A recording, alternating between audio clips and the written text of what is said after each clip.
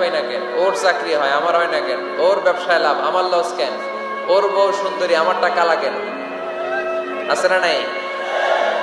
না, অভিযোগ করবেন না। আপনি যে অবস্থানে থেকে অখুশি, আপনি যেই অবস্থানে থেকে আল্লাহর কাছে অভিযোগ করতেছেন, আপনার এই অবস্থানে আসার জন্য অনেকে আল্লাহর কাছে দোয়া করতেছে, ঠিক কিনা?